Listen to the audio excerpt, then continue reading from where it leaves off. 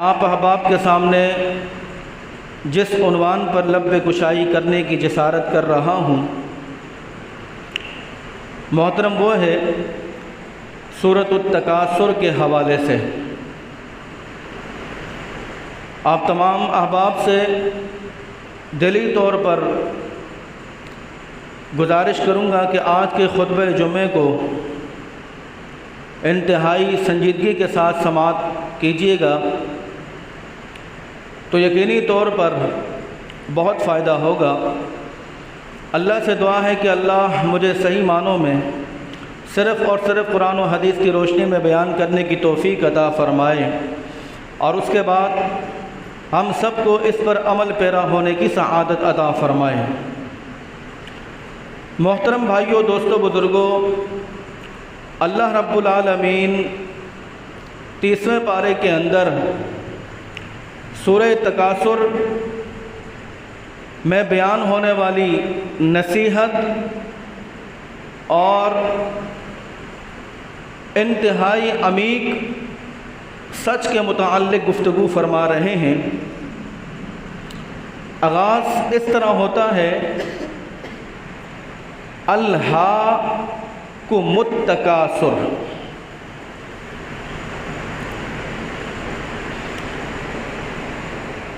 سورت کا پہلا لفظ ہے الہا۔ الہا یہ ہے لحظ کے ساتھ، لام ہا اور واو، لحظ۔ اور لحظ کہا جاتا ہے کھیل کود کو، تماشے کو۔ جس طرح ایک اور جگہ پر اللہ رب العالمین فرماتے ہیں کہ انما الحیات الدنیا لعب و لہو، کہ اللہ رب العالمین کی نظر میں دنیا کھیل اور تماشے سے زیادہ حیثیت نہیں رکھتی، یعنی جو کچھ دنیا کے اندر اللہ پاک نے ہمیں اور آپ کو دیا ہے یہ محض ایک کھیل ہے، ایک تماشا ہے، اور یہ چیزیں حقیقت پر مبنی نہیں ہیں، اور نہ ہی یہ سدا قائم و دائم رہنے والی ہیں۔ یہاں پر بھی اللہ پاک نے وہی لفظ استعمال کیا ہے کہ الہا۔ امام اصفہانی رحمہ اللہ تعالی اس الہا کی تشریح کرتے ہوئے فرماتے ہیں غیر ضروری چیزوں کے پیچھے لگ جانا اور غیر ضروری چیزوں کے پیچھے لگ کر جو ضروری چیزیں ہیں اس کو فراموش کر دینا، اس کو بھلا دینا۔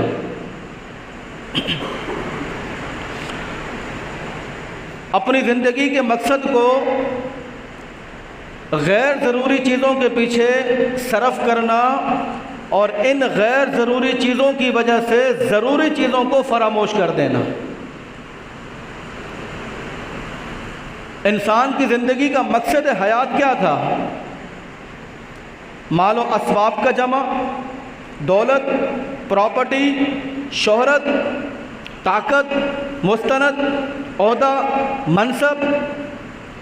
اگر یہ ساری کی ساری چیزیں مقصد حیات ہوتی تو پھر انسان کی جو عمر ہے وہ 60-70 سال نہیں ہونی تھی۔ ایک انسان ساری زندگی محنت کرتا ہے، 20 سال سے وہ کمانا شروع کرتا ہے، تقریباً 40-45 سال کی عمر میں جا کر وہ اس قابل ہوتا ہے کہ اس کے پاس کسی قسم کا سرمایہ موجود ہوتا ہے۔ لیکن 40 سال کی عمر کے بعد انسان کی جوانی ڈھلنا شروع ہو جاتی ہے، اور لگ بھگ 50, 55, 60 کے درمیان وہ بالکل یوں سمجھیں کہ اپنی طاقت سے وہ ہاتھ دھو بیٹھتا ہے۔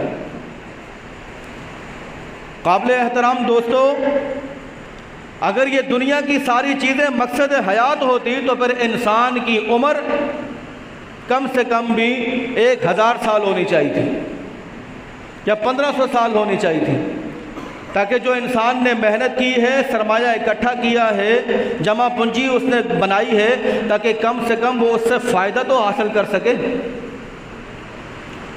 جب فائدے کی باری آتی ہے تو مسجد میں اعلان ہوتا ہے کہ جی آج فلاں بن فلاں نہیں رہا، وہ ساری زندگی کی اس کی محنت، اس کی جمع پونجی، اس کا بینک بیلنس، اس کی پراپرٹی، وہ جاتے ہیں ورثاء کے پاس، وہ خود خالی ہاتھ جا رہا ہوتا ہے۔ اس لیے اللہ رب العالمین نے مقصد حیات کو بیان کیا ہے کہ مقصد حیات دنیاوی چیز نہیں ہے، بلکہ دنیا تو اللہ کی نظر میں کھیل اور تماشے سے بڑھ کر کچھ بھی نہیں ہے۔ اور مقصد کیا بیان کیا؟ اللہ رب العالمین قرآن مجید فرقان حمید میں ارشاد فرماتے ہیں مقصد وَمَا خَلَقْتُ الْجِنَّ وَالْإِنسَ إِلَّا لِيَعْبُدُونَ، کہ ہم نے انسانوں اور جنوں کی پیدائش دنیا کی زیب و نکھار کے لیے نہیں کی ہے، بلکہ ہم نے انسانوں اور جنوں کو محض اس لیے پیدا کیا گیا تاکہ وہ ہماری عبادت کر سکیں۔ اور عبادت کا مفہوم ہمارے ذہنوں کے اندر جو بٹھایا گیا ہے وہ یہ ہے کہ بھائی 5 وقت کی نماز پڑھنی ہے، اس کے بعد چاہے تمہارا کاروبار سود پر ہی مشتمل کیوں نہ ہو، تم 5 وقت کی نماز پڑھو، اس کے بعد تمہیں کھلی چھوٹ ہے کہ تم ناپ تول میں کمی کرو، تم ملاوٹ کرو، تم دھوکے دو، تم فراڈ کرو، تم غیبتیں کرو، تم منافقتیں کرو، تم لوگوں کو دل آزاری پہنچاؤ، لوگوں کو تکلیف پہنچاؤ، جسمانی طور پر، روحانی طور پر، مالی طور پر، کسی بھی طریقے سے تمہیں کھلی چھوٹیں دے، لیکن 5 وقت کی نماز تم نے لازمی پڑھنی ہے۔ 5 وقت کی نماز پڑھو اور اللہ کی مخلوق کی بینڈ بجا دو۔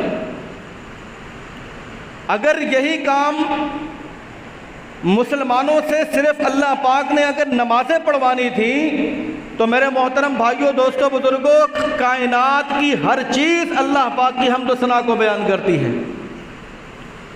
تسبح له السماوات السبع والارض ومن فيهن وان من شيء الا يسبح بحمده ولكن لا تفقهون تسبيحهم انه كان حليما غفورا۔ وہ آپ سوچ کر حیران ہوں گے کہ اللہ رب العالمین نے انسان کو نمازوں کے لیے، زکوٰۃ کے لیے، روزے اور حج و عمرے کے لیے نہیں پیدا کیا۔ یہ تو ایک مسلمانی احکام ہے کہ جو آپ نے اسلام کو لاگو کیا ہے، تو اسی وجہ سے اللہ پاک نے یہ احکام آپ کے اوپر فرض کیے ہیں، ورنہ جہاں تک تعلق ہے عبادت کا، نمازیں پڑھوانے کا، اگر یہ ساری کائنات مل کر اس بات کا اعلان کر دے کہ ہم نے آج کے بعد اللہ کو سجدہ نہیں کرنا ہے، اللہ کی عبادت نہیں کرنی ہے، اللہ کے کسی خزانے کے اندر کوئی کمی واقع نہیں ہوتی،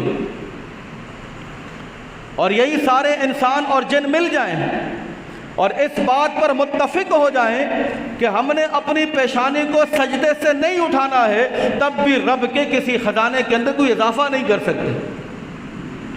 کیوں؟ کیونکہ خالق کائنات نے فرمایا کہ تسبح له السماوات السبع والارض ومن فيهن وان من شيء الا يسبح بحمده ولكن لا تفقهون تسبيحهم انه كان حليما غفورا۔ اللہ رب العالمین فرماتے ہیں کہ اگر انسان اور جن مل کر اللہ کی نافرمانی پر اتر آئے، بغاوت پر اتر آئے، دشمنی پر اتر آئے، اللہ سے اعلان جنگ کر دے، تب بھی اللہ رب العالمین کے کسی خزانے کے اندر کوئی کمی یا اضافہ نہیں ہو سکتا، بلکہ ساتوں آسمان کے اندر، آسمان اور زمین کے درمیان میں، زمین کے نیچے جتنے بھی اللہ پاک کی مخلوق ہے، سمندروں میں اللہ پاک کی جتنی بھی مخلوق ہے، ہواؤں میں اللہ پاک کی جتنی بھی مخلوق ہے، یہ ساری کی ساری خالق کائنات کی تسبیحات، تکبیرات، تحریمات کو بیان کرتی ہیں۔ وَلَٰكِن لَّا تَفْقَهُونَ تَسْبِيحَهُمْ، فرق اتنا ہے کہ تم ان کے طریقہ کار کو، ان کی عبادت کو، ان کی تسبیحات کو تم سمجھ نہیں سکتے، اللہ پاک نے تمہیں وہ صلاحیت عطا نہیں کی۔ تو پتہ یہ چلا کہ اگر عبادت کرنا مقصود ہوتا تو پھر اللہ رب العالمین انسان کو پیدا ہی نہیں کرتے، بلکہ ہر چیز اللہ پاک کی حمد و ثنا کو بیان کر رہی ہے۔ ہاں سن لو، انسان کے پیدا کرنے کا مقصد دنیا کی غرض و غایت نہیں، دنیا کا مال و اسباب نہیں، بلکہ انسان کو پیدا کیا گیا وما خلقت الجن والانس الا لیعبدون، ہم نے انسان اور جن کو محض اپنی عبادت کے لیے پیدا کیا۔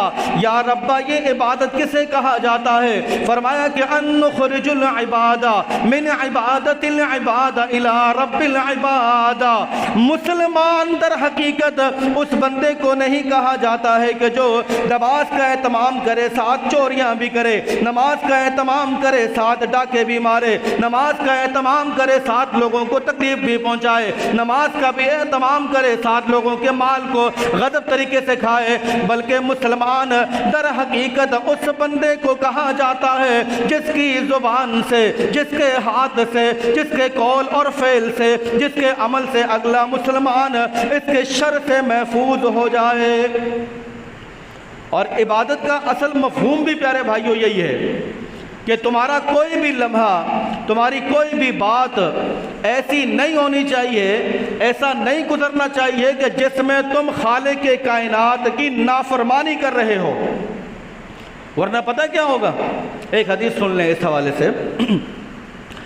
جناب محمد رسول اللہ صلی اللہ تعالی علیہ وسلم بیان فرماتے ہیں، فرمایا کہ ان العبد لیعمل عمل من اہل الجنت وانہ من اہل النار ویعمل عمل من اہل النار وانہ من اہل الجنہ۔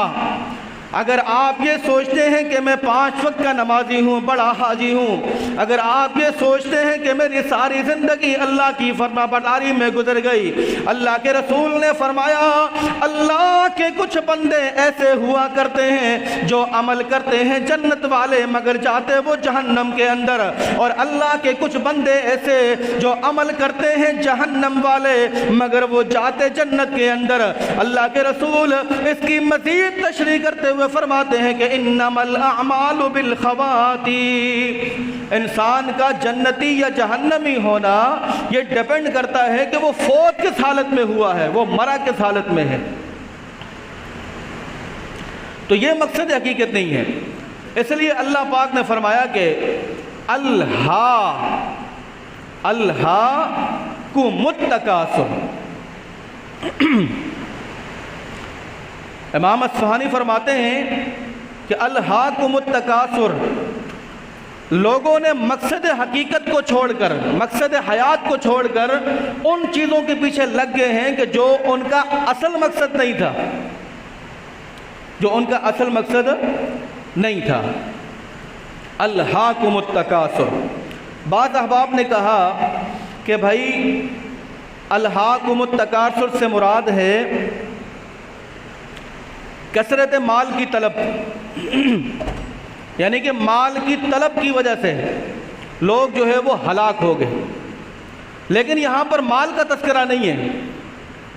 الہاکم التکاثر کے اندر جن لوگوں نے یہ مخصوص کیا ہے کہ بھئی مال کی کثرت کی وجہ سے، مال کی طلب کی وجہ سے لوگ ہلاکت میں پڑ گئے، ہلاک ہو گئے، تو یہاں پر مال کا تذکرہ نہیں ہے، بلکہ یہاں پر اللہ پاک یہ فرمانا چاہ رہے ہیں کہ الہاکم التکاثر، مال کی طلب کی وجہ سے، عہدے کی طلب کی وجہ سے، منصب کی طلب کی وجہ سے، طاقت کی طلب کی وجہ سے، ان چیزوں کی طلب کی وجہ سے اللہ پاک نے ان کو ہلاکت میں ڈال دیا ہے۔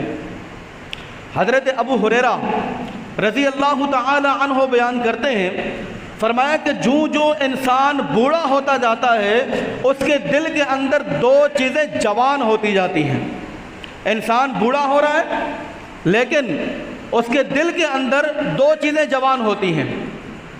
نمبر 1 کثرت مال کی طلب، اور نمبر 2 لمبی لمبی آرزویں، حب الدنیا و طول العمل، یعنی کہ انسان بوڑھا لیکن اس کے دل کی جو خواہشات ہیں، دل کی جو تمنائیں ہیں، ان تمناؤں کے اندر وہ دو چیزیں جوان ہوتی ہیں۔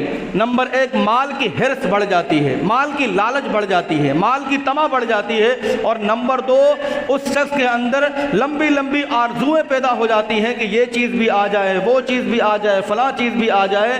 لیکن قابل احترام دوستوں، بزرگوں، بھائیوں، یہ ایک کڑوا سچ ہے کہ جب انسان اس دنیا فانی سے جاتا ہے اور اگر مرنے والے کے منہ کے اندر کوئی سونے کا دانت بھی بچا ہوا ہو تو اولاد یہ کہتی ہے کہ دیکھ لینا ابے کے منہ میں سونے کا دانت ہے، کہیں ساتھ نہ لے کر چلے جائیں۔ ایک کڑوا سچ ہے۔ اسی لیے کہا گیا کہ الہاکم التکاثر، کثرت مال کی طلب کی وجہ سے، عہدے کی وجہ سے، منصب کی وجہ سے، ان چیزوں کو حاصل کرنے کی وجہ سے، کرنے کی غرض سے ان لوگوں نے اپنے آپ کو ہلاکت میں ڈال دیا۔ اس کے بعد کا جملہ فرمایا کہ حتیٰ زرتم المقابر، ایک تو مال کی طلب اور لمبی لمبی آرزویں کرنا، یہ کرتے کرتے تم نے قبروں کی زیارت کر لی۔ حتیٰ زرتم المقابر، یہاں پر یہ نہیں کہا کہ تم قبروں کے اندر چلے گئے، بلکہ اللہ پاک نے یہاں پر زرتم زیارت کا لفظ استعمال کیا۔ زیارت کا لفظ، بھائی ہم جب کسی قبرستان میں جاتے ہیں تو زیارت کر کے وہیں رک جاتے ہیں یا پھر واپسی آ جاتے ہیں؟ واپسی آ جاتے ہیں۔ اسی طرح کسی بھی چیز کی ہم زیارت کرنے کے لیے جاتے ہیں تو زیارت کرتے ہیں اور واپسی آ جاتے ہیں، وہاں پر رکتے نہیں ہیں۔ لیکن اللہ نے کیا فرمایا؟ حتیٰ زرتم المقابر، یہاں تک کہ تم نے مقابر کی زیارت کر لی۔ اس کو ذرا سمجھے گا۔ پہلا لفظ استعمال کیا زرتم زیارت، اس سے یہ پتہ چلا کہ بھائی قبرستان یا قبر ہمارا آخری ٹھکانہ نہیں ہے، یہ آخری ٹھکانہ نہیں ہے ہمارا قبر، بلکہ یہ صرف ایک زیارتی معاملہ ہے۔ یہاں پر پہنچنے کے بعد، قبر کی زیارت کرنے کے بعد منزل کہیں اور ہے، قبر منزل نہیں ہے۔ اگر قبر منزل ہوتی تو پھر اللہ پاک یہاں پر لفظ زیارت نہیں بلکہ ٹھکانہ لفظ استعمال کرتے کہ تم اپنے ٹھکانے پر پہنچ گئے۔ نہیں، پتہ یہ چلا کہ زیارت، قبرستان یہ ہمارا اصل ٹھکانہ نہیں ہے، یہ صرف ایک زیارت ہے۔ آپ نے یہاں پر کچھ مدت کے لیے رہنا ہے اور اس کے بعد پھر اپنے اصلی مقام کی طرف جانا ہے، اور وہ اصلی مقام جنت ہے یا پھر جہنم ہے۔ حتیٰ زرتم المقابر، یہاں تک کہ تم نے زیارت کی مقابر کی، قبروں کی نہیں۔ اگر قبروں کی باری میں بات آتی تو لفظ قبر استعمال ہوتا، قبریں جمع ہیں، قبر واحد ہے۔ اب اس طرح لفظ استعمال کیا ہے مقابر، مقابر جمع ہے مقبر کی۔ مقبر کہتے ہیں قبر کو، قبرستان کو، اور مقابر بہت سارے قبرستان۔ بھائی ذرا سمجھیے گا، لفظ استعمال ہوا مقابر، مقبر کہتے ہیں قبرستان کو، لیکن یہاں استعمال کیا مقابر، بہت سارے قبرستان، ہزاروں لاکھوں قبرستان۔ یعنی کہ اللہ یہ کہنا چاہ رہے ہیں کہ دنیا کے اندر تم واحد ایسے آدمی نہیں ہو کہ جس نے طلب مال کی آرزو کی، لمبی لمبی آرزو کی۔ تمہارے جیسے ہزاروں لاکھوں کروڑوں انسان یہ تمنا اور یہ آرزو کرتے تھے جن سے قبرستان بھرے ہوئے ہیں۔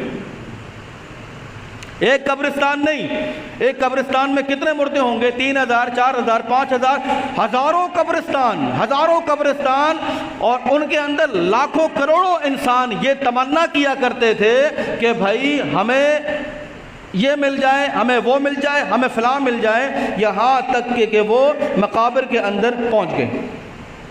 ایک حدیث ہے، جناب محمد الرسول اللہ صلی اللہ علیہ وسلم فرماتے ہیں، اللہ کے رسول نے فرمایا کہ یقول العبد مالی مالی مالی، اللہ رب العالمین کا بندہ ہمیشہ یہ تمنا کرتا ہے کہ میرا مال میرا مال میرا مال، ہمیشہ یہ آرزو کرتا ہے کہ یہ مال مجھے مل جائے، یہ حسد کرتا ہے، یہ لالچ کرتا ہے، جبکہ اللہ کے رسول نے فرمایا کہ تمہارا مال صرف 3 چیزوں پر مشتمل ہے، اس کے علاوہ تمہارے پاس کوئی مال نہیں۔ اکل ما اکلا، وہ مال کہ جس کو تم نے کھا کر ہضم کر لیا وہ تمہارا مال، لبیسا، وہ لباس کہ جس کو تم نے پہن کر بوسیدہ کر دیا وہ تمہارا مال، اور تیسرا وہ مال کہ جس کو تم نے اللہ کی راہ میں دے دیا۔ ان تینوں مالوں کے علاوہ انسان کا اپنا ذاتی کوئی مال نہیں۔ لیکن بندہ تو یہ طمع کرتا ہے نا، یہ لالچ کرتا ہے۔ اللہ کے رسول نے خود فرمایا کہ بندہ یوں کہتا ہے کہ یقول العبد مالی مالی، آئے میرا مال ہے، آئے میرا مال، جبکہ اس کا مال وہ ہے جو اس نے کھایا اور ہضم کر لیا، جو اس نے پہنا بوسیدہ کر دیا، اور وہ مال کہ جو اس نے اللہ رب العالمین کے راہ میں دیا۔ یہ 3 مال اس انسان کے ہیں، اس کے علاوہ بینک بیلنس، پراپرٹی، جائیداد، گاڑی، بنگلہ، یہ سب آپ کی آنکھیں بند کرنے کے بعد کسی اور کے ہو جائیں گے، آپ کے نہیں ہوں گے، اور نہ اس سے آپ کو فائدہ پہنچے گا۔ یہ 3 چیزیں ہیں جس کے حوالے سے اللہ رب العالمین فرماتے ہیں کہ بھائی یہ تمہارا مال ہے۔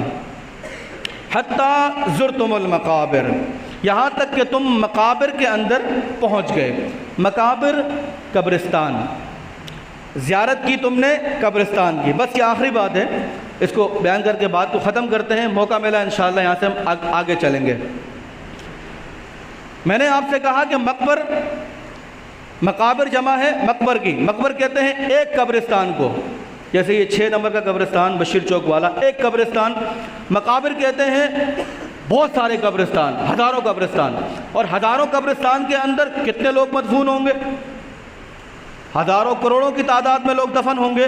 ان سب نے یہی آرزو کی تھی، یہی تمنا کی تھی کہ بھائی ہمیں مال چاہیے، ہمیں یہ چاہیے وہ چاہیے، یہ تمنا کرتے کرتے وہ مقابر کے اندر پہنچ گئے زیارت کی۔ میں نے آپ سے یہ بھی کہا کہ قبرستان ہمارا اصل ٹھکانہ نہیں ہے، بلکہ زیارت کا مقام ہے، یہ جہاں زیارت کرنی ہے، اور زیارت انسان لمبے ٹائم کے لیے نہیں کرتا، تھوڑے سے وقت کے لیے کرتا ہے، اور اس کے بعد پھر اس کو اس کا ٹھکانہ دکھایا جاتا ہے۔ اب وہ ٹھکانہ اچھے اعمال والا ہے تو جنت، برے اعمال والا ہے تو جہنم۔ اس پہ حدیث سن لیں۔ جناب محمد الرسول اللہ صلی اللہ تعالی علیہ وسلم فرماتے ہیں کہ جب کوئی انسان فوت ہو جاتا ہے، مر جاتا ہے، دنیا فانی سے رخصت ہو جاتا ہے، اپنے آپ سے، رشتہ داروں سے، روح اور جسم کے تعلق کو ختم کر دیتا ہے، فوت ہو جانے کے بعد اس کے عزیز و اقارب اسے نہلا کر کفنا کر دفنا دیتے ہیں۔ دفنانے کے بعد اللہ کے رسول فرماتے ہیں کہ 2 فرشتے اس کے پاس حاضر، سوال کرنے کے بعد اس کو پھر اس کا مقام دکھایا جاتا ہے۔ اگر دنیا کے اندر اعمال مخلصانہ انداز میں کیے ہیں، ریاکاری سے بچتے ہوئے محض اللہ کی رضا کے لیے زندگی کو بسر کیا ہے، تو اللہ کے رسول نے فرمایا کہ اس شخص کے لیے جہنم کو قریب لایا جاتا ہے۔ زیارت ہے۔ اب ٹھکانہ بتا رہے ہیں کہ ٹھکانہ کیا ہے؟ قبرستان ٹھکانہ نہیں ہے، قبرستان زیارت کی جگہ ہے، ٹھکانہ اب دکھایا جا رہا ہے۔ جہنم کو کھینچ کر قریب لا کر کہا جاتا ہے مبارک ہو اے فلاں بن فلاں، اللہ پاک نے تجھے اس ٹھکانے سے محفوظ کر دیا، اس ٹھکانے سے تجھے بچا لیا۔ جہنم کو پیچھے کر کے جنت کو قریب لایا جاتا ہے اور کہا جاتا ہے کہ خوش ہو جا، اللہ پاک نے تیرے نیک اعمالوں کے بدلے میں مخلصانہ عمل کی وجہ سے اللہ پاک نے اس جنت کو تیرا ٹھکانہ بنا دیا ہے۔ یہ ٹھکانہ ہے، قبر ٹھکانہ نہیں ہے۔ اور اسی طریقے سے کوئی گنہگار انسان جب دنیا فانی سے رخصت ہو جاتا ہے تو فرشتے اس کے لیے جہنم کے بجائے جنت کو لے کر آتے ہیں اور اسے جنت دکھائی جاتی ہے کہ جنت دیکھو، یہاں کی بہاریں دیکھو، یہاں کے عیش و آرام دیکھو، یہاں کی لذتیں دیکھو، یہاں کی سہولتیں دیکھو، یہاں کے عیش و آرام دیکھو۔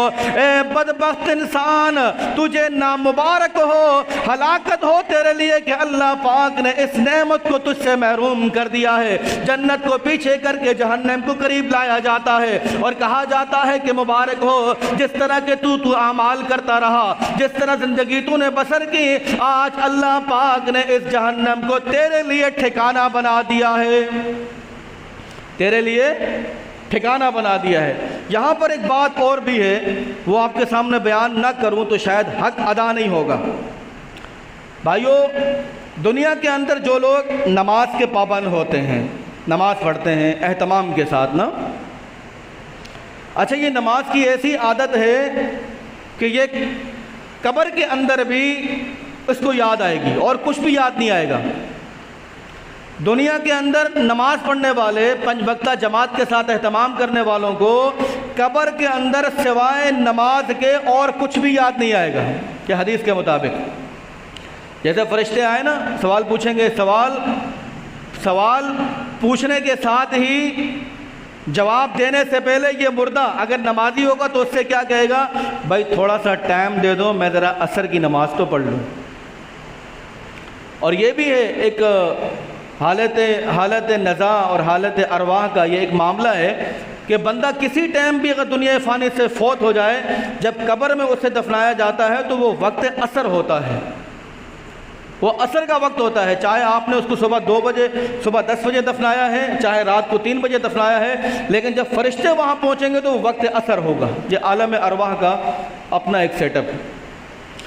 تو دنیا کے اندر نماز کا اہتمام کرنے والوں سے جب سوال و جواب کا سلسلہ شروع ہوگا تو بجائے جواب دینے کے مردہ یہ کہے گا کہ بھائی مجھے اتنا ٹائم دے دو کہ میں نماز عصر ادا کر لوں۔